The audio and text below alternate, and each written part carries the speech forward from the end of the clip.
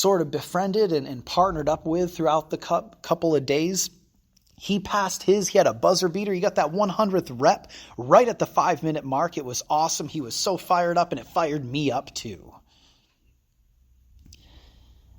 And this goes into another thing. You need to have people in your corner, man. You need to have people with you cheering for you.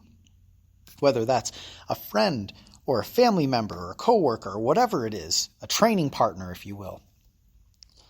That helps tremendously, because I was one of the last ones to do the test, and watching these other people do it, I'm like, man, if they can do it, I can do it. And that gave me an extra boost. But then when I actually got into those 5 minutes, there were people cheering me on. And, by the time I got to the end of the test, I was breathing so hard. I have very minor asthma, and so I was wheezing, but I was taking it 1 rep at a time. I just kept cranking them out. And then I got to that last 10, and people were cheering me on. They were so loud. I had about 30 seconds left, and I got it. I got every rep. I had about 10 to 15 seconds to spare in the 5 minutes they allotted us, and I was thrilled. I was also extremely out of breath, but I was thrilled. And that's what I'm talking about. Trust your preparation. If you prepare well and you do as much as you possibly can to have a positive outcome, then there is a much higher chance, maybe not 100% chance, but there's a much higher chance of success that you will have.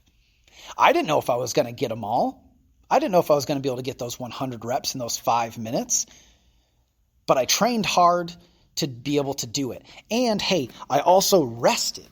The last week and a half, I started noticing maybe 2 weeks out from the certification that my body was beat up. I was working really hard. I was throwing around 50 and 70 pound kettlebells. I was working out 5 times a week, and my body was just beat. So I took the last week and a half. I went real easy. I did 2 or 3 easy workouts before I then flew out to Florida. And that was probably the best decision that I had made, because I was much more fresh. And even though we had done a ton of work the 2 days prior to the test, I was still able to bang those out. And I could tell right away, the first 20 reps that I completed, I was like, hey, that felt much easier than doing the first 20 any other time I had done it throughout the course of the 4.5 months that I had trained for this. I could tell the difference. And going back to an earlier episode when I talked about peaking, I talked about how at the end of a hard training cycle, you need to be able to, or you need to then take some time, some downtime to let your body recover, because again, fatigue masks fitness. Fatigue, if you're training hard all the time and you're always in a little bit of a state of fatigue, if you then take that time to recover beforehand, hey, you're going to perform a lot better on game day or fight day or test day or whatever. So you need to be taking your physical breaks, your mental breaks as well. And that's part of that preparation. That's the preparation that you need to take. You need to train hard, you need to work hard, but then you also have to work smarter too. So you need to be able to give yourself breaks. You need to maybe find the best tactics to train the best, or study the best, or work the hardest to get the promotion you're looking for, whatever it is. But if you get caught up in just worrying about the outcome, then ultimately it's probably going to hurt you, and you may end up being less likely to succeed. This was a great reminder of that for me, because it's been a while. It's been a while for me since I've really pushed myself to this kind of limit. It's been several years since I did my first powerlifting meet, which was the last time I really pushed myself.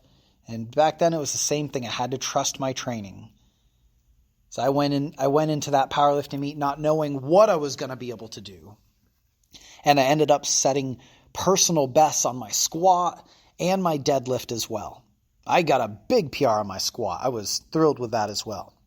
So again, if you can train hard and trust your training, but make sure you find the best tactics, you're going to be just fine. One of the best things that I did in preparation for this certification was I had a great coach. This coach, I found her on Facebook, actually. Funny enough, I had posted on this private page a video of me doing snatches, actually, and she gave me some tremendously detailed feedback and lots of it. And I thought I was doing pretty well, but this is just another example. Like, hey, you can't just read a book. You can't just look at something on YouTube and just expect to be able to do it perfectly or even safely. And so she gave me some great feedback, and we ended up creating this relationship, and she helped train me for this certification. She encouraged me to do it, actually. And I'm glad she did, because it was a great experience. And so the level of detail that she went into, and hey, it's not easy to do online. She lives right outside of Chicago. I live in Vermont on the East Coast, so quite a ways away. And thankfully, we were able to actually meet at the certification. She flew in to help assist in the coaching. But anyway, I had somebody that had a trained eye helping me with different aspects of the movements, the little details that we ultimately ended up covering more, and I was able to get some coaching face-to-face from her and other people there as well, and a lot more of it sank in. Some of the things she had said was just hard to grasp virtually, but when I got there and I had more assistance, and I had assistance in person, people putting me into the positions I needed to be in, it helped way more. But that's the thing. We need to have as many resources as we are capable of getting. We need to have some sort of coach or mentor. We need to have the right tactics. We got to have the right mentality to do what we need to do. And having that was allowed me to succeed. It gave me that much more confidence, and it gave me that much better preparation to then pass all the tests that I needed to. Because at this test, they have this phrase, they go 1 inch wide and 1 mile deep. Again, I'll say it, 1 inch wide and 1 mile deep. Basically what this means is there is not a whole lot of variety to what they do.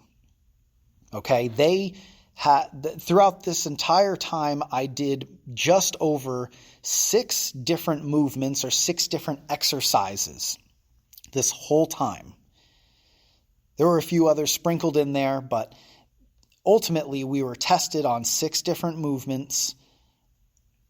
And so that's the inch wide. The mile deep is learning them in the level of detail that it takes to do them well, to do them safely.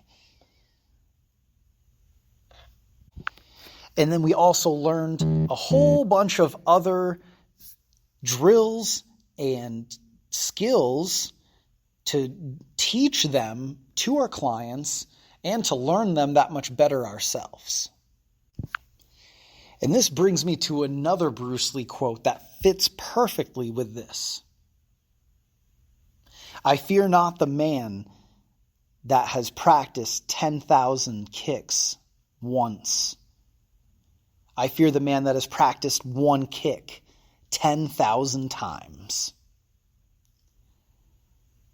What Bruce Lee meant by that was he fears the man, or you should fear the person that has practiced one skill or one technique for 10,000 hours or for 10,000 repetitions and has practiced it well.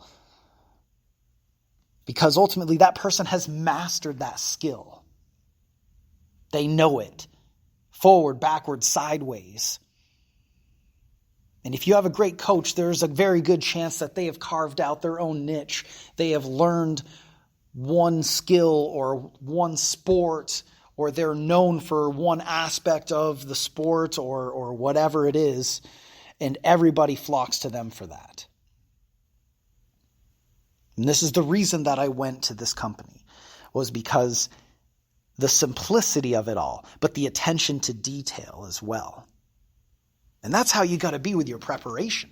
That's how you got to be when it comes to preparing for a job interview or maybe a relationship. You got to focus on some of those details because maybe some little thing sets you off and the relationship is over perhaps. Or maybe there's a bunch of little things that are happening that are bothering you, but you're not talking about it. Or you're playing a sport or you're at the gym and you tweak your back because you're rounding it because the weight is just a little too heavy on your squat, or whatever the case may be.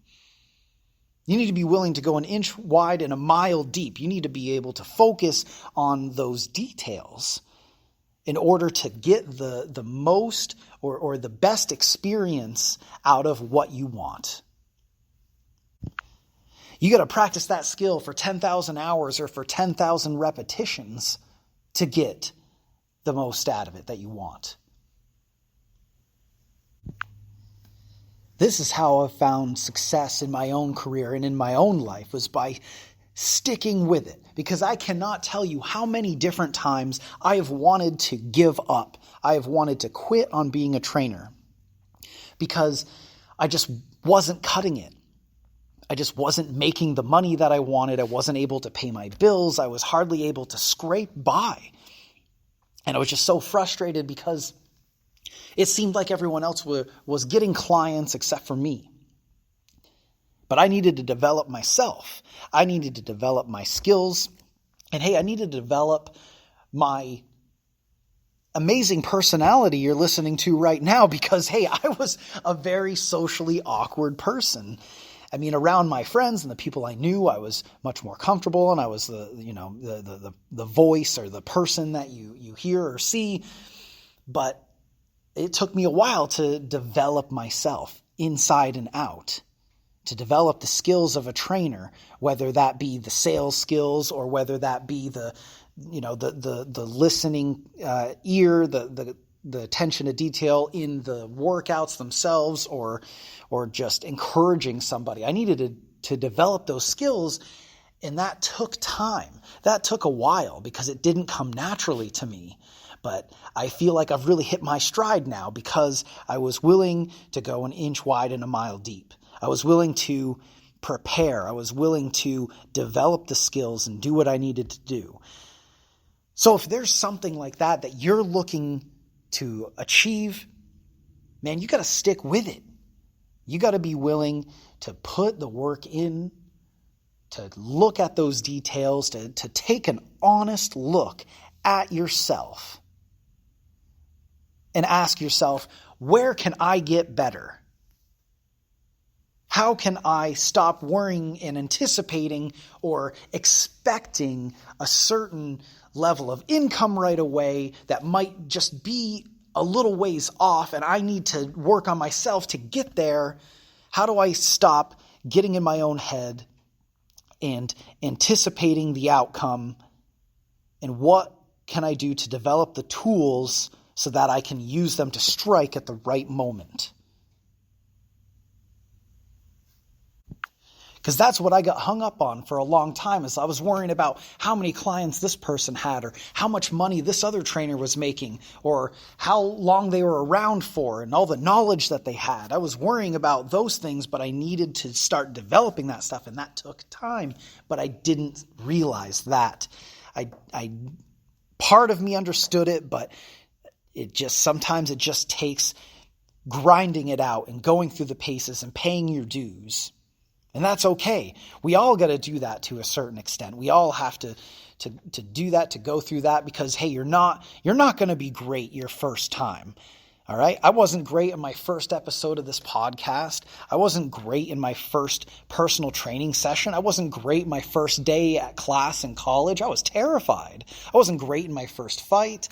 But I took the time to develop the skills I needed for all of these challenges that I faced. I prepared, I worked hard, I made sure that I didn't